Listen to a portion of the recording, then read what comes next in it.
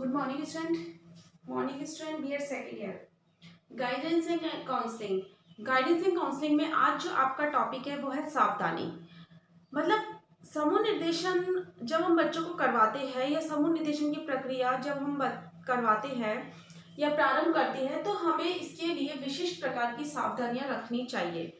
अब अगर हम अपने पॉइंट ऑफ व्यू से देखें तो बेसिकली ये होता है कि हम निर्देशन प्रक्रिया कर रहे हैं तो हमें सबसे पहले बच्चों का समूह बनाना चाहिए, उद्देश्य निर्धारित करने चाहिए और सावधानी बरतनी चाहिए। बच्चों के स्तर के अकॉर्डिंग ही हमें समूह निर्देशन करना चाहिए, मतलब गाइडलाइन देनी चाहिए।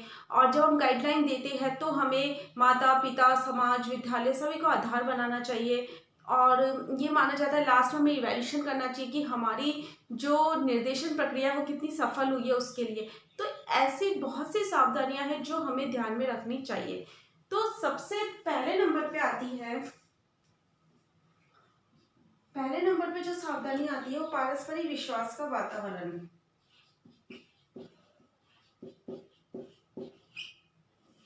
पारस्परिक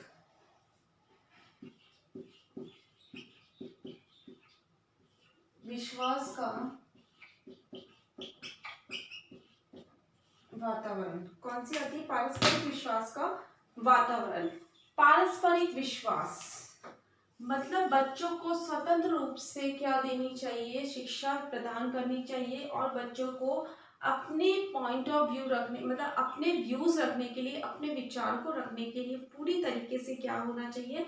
स्वतंत्रता देनी चाहिए। तभी आपस में क्या बनेगा? पारस्परिक विश्वास बच्चों का अपने अध्यापक के प्रति और अपने छात्रों के प्रति बनेगा।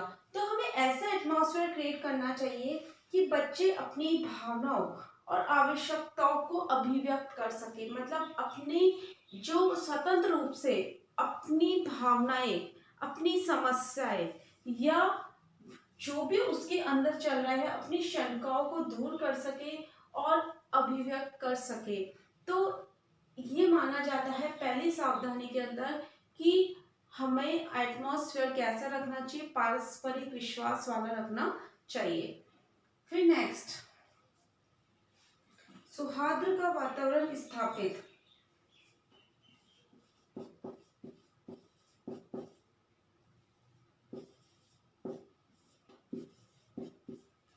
सौहार्द का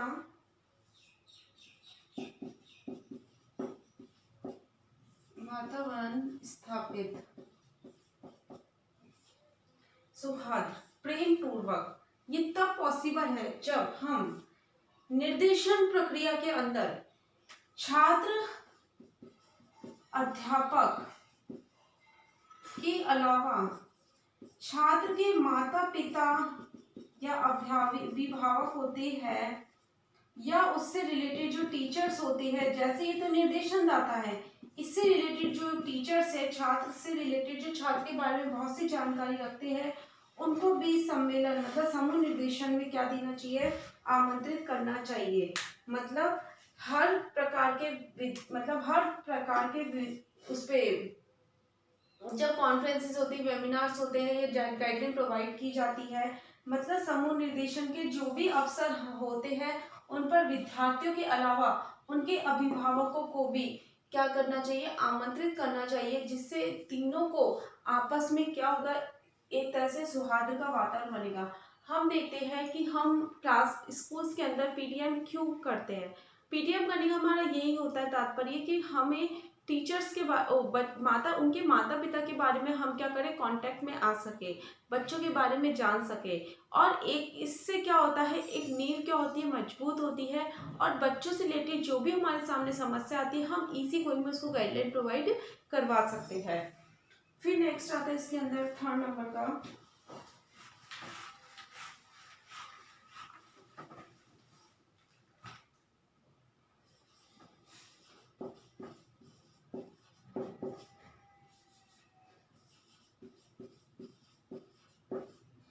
बैठने की व्यवस्था। बैठक ये सबसे ज्यादा इंपॉर्टेंट होता है। हमें बच्चों को इस तरह से क्रिएट करना चाहिए बैठने की अवस्था कि अलग अलग स्तर के बच्चे, अलग जैसे प्रतिभाशाली बच्चे हैं तो उनकी बैठने की व्यवस्था अलग तरीके से करनी चाहिए। इसी तरह मन बुद्धि बालकों के लिए अलग करने से, इस तरह क्रिएटिविटी चाइल्ड की अलग से। तो हमें बैठने की व्यवस्था एक जैसी ना करके बच्चों के अकॉर्डिंग करनी चाहिए, और व्यवस्था ऐसी करनी चाहिए, जो प्लेस जो होती है वो हवादार होनी चाहिए, एटमॉस्फेयर क्या होना चाहिए, बहुत एकदम पॉजिटिवली होना चाहिए। तो ये इस चीज में सबसे ज्यादा इंपॉर्टेंट होता है। फिर नेक्स्ट आती है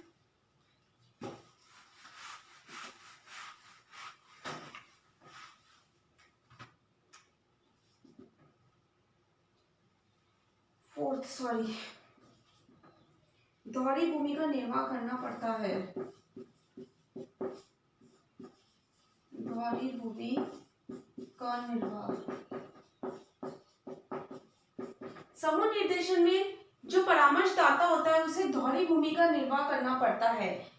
एक वो एज अ लीडरशिप के रूप में कार्य करता है, तो एज अ जैसे प्रौढ़ व्यक्ति के रूप में कार्य करता है, और कभी कभी विपरीत परिस्थितियों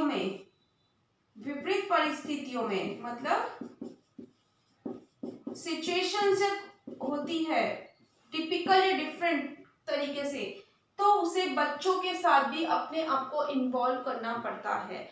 तो परामर्शदाता का यही उद्देश्य नहीं होता कि वो एक एज अ परामर्शदाता ही बच्चों को क्या करे, बच्चों को एक तरह से प्रेजेंट करे, बल्कि उसे अपने आप को सर्वगुण संपन्न की भावना रखते हुए दोहरी भूमि का निर्वाह करना पड़ता है, एज अ लीडरशिप भी, और प्रौढ़ व्यक्ति के आधार पर भी, और विपरीत परिस्थितियों में टीचर्स के अकॉर्डिंग भी। तो यही क्या है, दोहरी भूमि का निर्वाह। फिर आता है नेक्स्ट,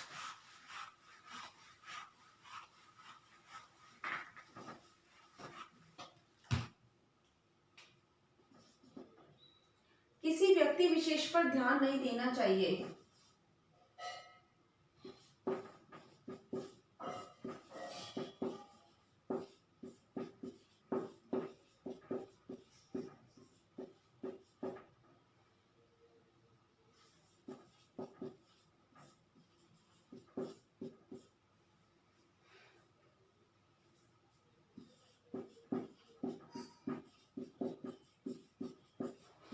इसका मतलब है व्यक्ति विशेष, जैसे प्रतिभाशाली बालक या मंदबुद्धि बालक, एक तो होता है कॉमन समूह और एक होता है व्यक्ति विशेष वाला। तो ये देखा जाता है कि उस पे ध्यान नहीं देना चाहिए। मतलब इसका मतलब ये है कि व्यक्ति विशेष पर हमें पर्टिकुलरली ध्यान नहीं देना चाहिए। मतलब है कि हमें ये मानना चाहिए कि अगर प्रतिभाशाली बच्चा है तो उसे मन बुद्धि बालकों के साथ नहीं बिठाना चाहिए, मन बुद्धि बालक है तो उसे प्रतिभाशाली बालकों के साथ नहीं बिठाना चाहिए। मतलब एक एक जने की जो पर्टिकुलर है उस पर ध्यान ना देकर, मतलब उसमें व्यक्तिगत विभिन्नता, पार्शियलिटी बच्चों के सामने नहीं करनी चाहिए। पर्टिकुलर प्रतिभाशाली बालक है तो हमें उस पर ध्यान नहीं देना, लेकिन उसके लिए बैठक की व्यवस्था अलग से कर देनी चाहिए, जिससे हम कॉमनली उनको क्या करें, गाइडलाइन प्रोवाइड करवाए। फिर आता है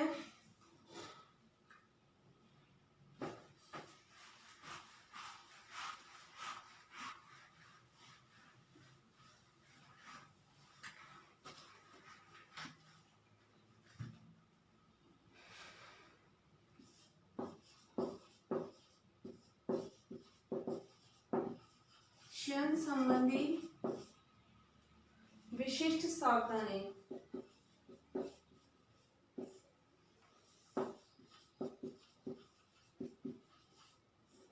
समूह निर्देशन का चयन करते समय बच्चों की आयु, योग्यता, मानसिक स्तर, रुचि, आवश्यकताओं सभी को ध्यान में रखते हुए हमें क्या करना चाहिए, समूह का चयन करना चाहिए। ये आपके समूह निर्देशन की सावधानियां थी। इसके आगे 3-4 पॉइंट्स और है, मैं आपको नेक्स्ट वीडियो में बताऊंगी।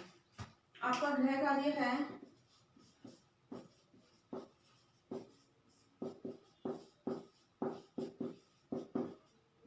समूह निर्देशन की उपयुक्त सावधानी बताइए। समूह निर्देशन की उपयुक्त सावधानी बताइए। घर पे रहिए, सुरक्षित रहिए। Thank you.